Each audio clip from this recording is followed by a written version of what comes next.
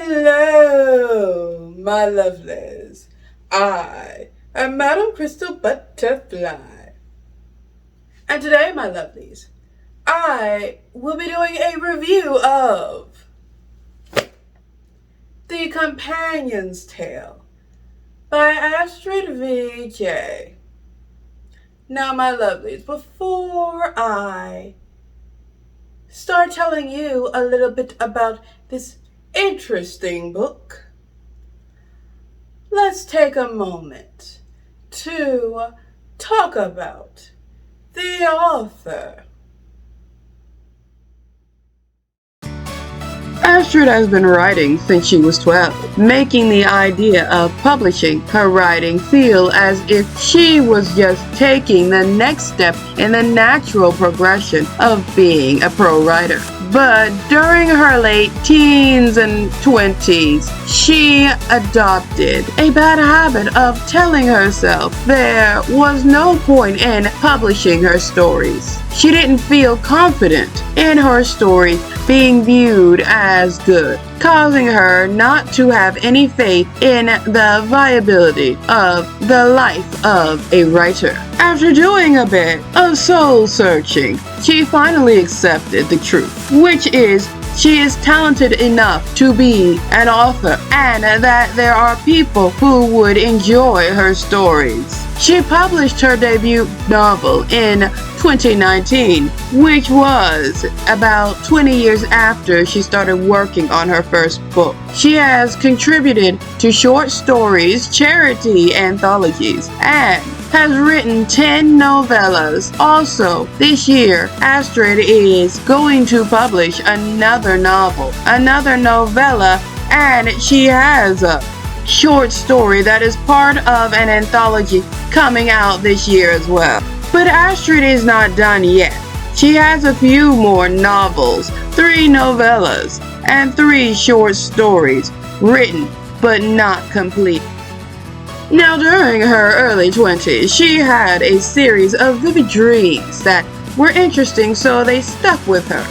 She wanted to turn the dreams she had into a collection of short stories, but she's not a fan of writing a collection of short stories without a theme connecting them. So she considered adding them to her story, The Apprentice Storyteller. Basically, she was going to turn them into a single collection of different stories like 101 Arabian Nights. However, over time, she realized her short stories that her dreams conjured up needed more space than being within the main novel. So, Astrid decided to allow each of the stories to stand on their own in a spin-off series, The Word Mage's Tales. Each one of the stories in The Word Mage's Tales is mentioned in the course of The Apprentice Storyteller, and the individual stories in Word Mage's Tales have a prologue and epilogue that situates them within The Apprentice Storyteller. That way, readers get to enjoy one of these books if they want to, and it doesn't matter which story they read first, or they can read the whole set and get new insight in terms of world building and the bigger picture of the apprentice and his journey to become a storyteller. Now, what is it exactly that Astrid loves so much about books? She enjoys how each book is unique, and the same theme can be tackled in entirely different ways just because of how different authors want to put their own spin on it.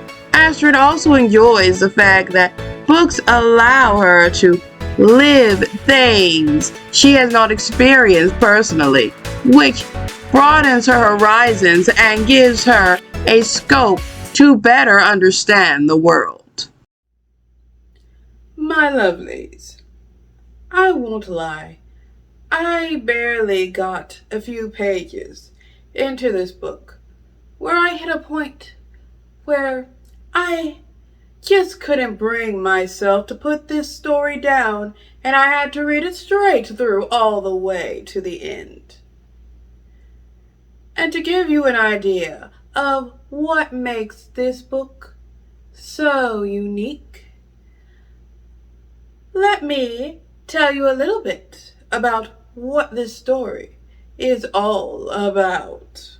Elaine is thrown in the deep end and her life unravels before her eyes when the princess she served died in a tragic accident.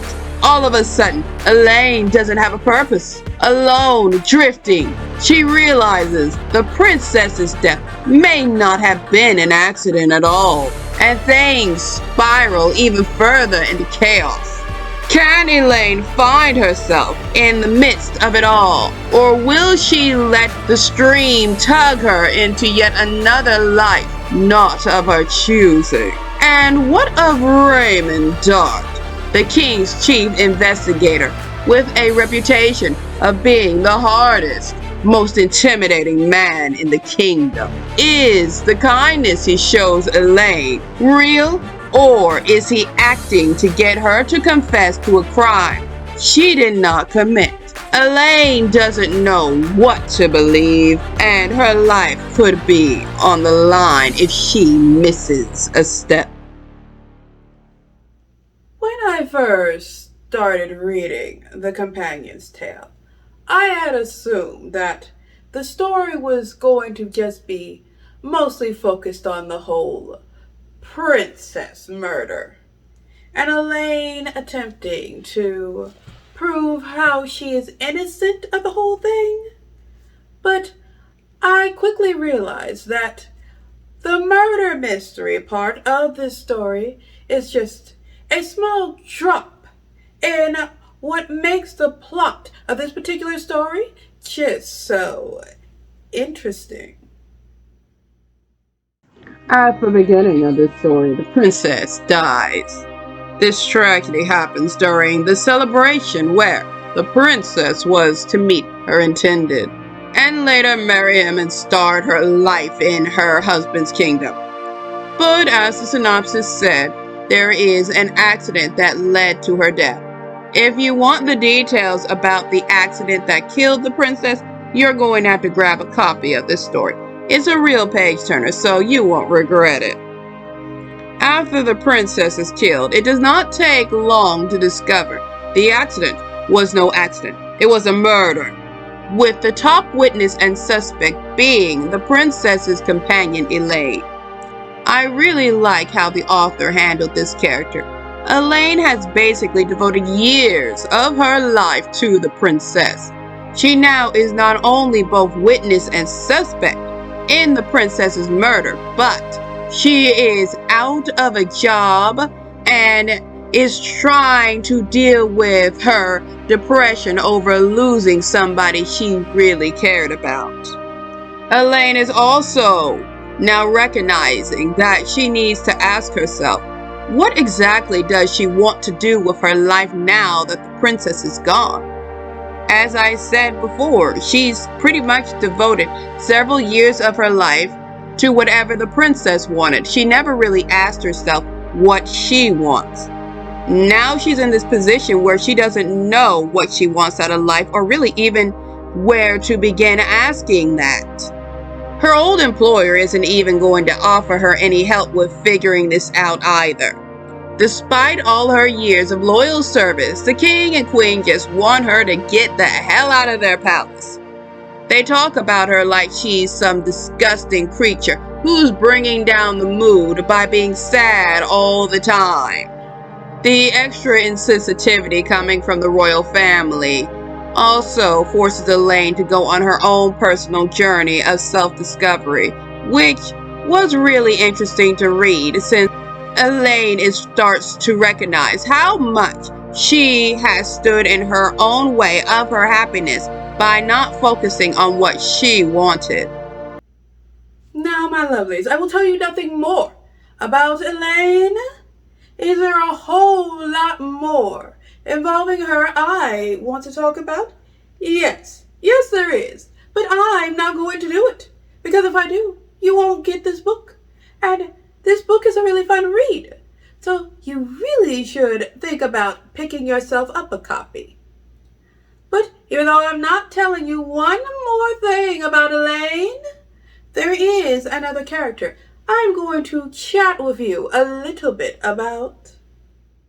Raymond Dark, aka the King's chief investigator, has a reputation for being one scary individual. He's amazing at his job and always finds the bad actors in any case that is brought to him. But being a scary investigator doesn't help Raymond when he meets Elaine. Shortly after he meets her, he immediately starts to develop feelings for her, which complicates things for poor Raymond because he can't excuse her from being a suspect in the murder case due to the amount of access Elaine had to the princess. But he does want Elaine to like him, which naturally makes him feel conflicted about keeping her as a suspect. Raymond does still try to win Elaine's affection, but he is limited in what he can do thanks to the case. As he starts to become more and more aware of his feelings, just like Elaine, he is made to take a hard look at his life and question if his job still makes him happy. Alright. That is enough about dear Raymond. It's time for us to talk about the ranking. So, when it comes to the companion's tale, I am giving it the rating of 5 butterflies out of 5. I kid you not, my lovelies. This story is just so fun to read from start to finish. The author did a beautiful job of creating a very entertaining story and entertaining world for you to enjoy. So you most definitely are not doing yourself any favors by not grabbing yourself a copy of this wonderful story. Now, if you made it to this part of the videos, my lovelies, first I would like to say thank you. And please give this video a like. Leave me a little comment. And if you have not yet, slap the subscribe button like it owns your money. And don't forget to give that little notification bell a ring. And with that, my lovelies, this video is a wrap.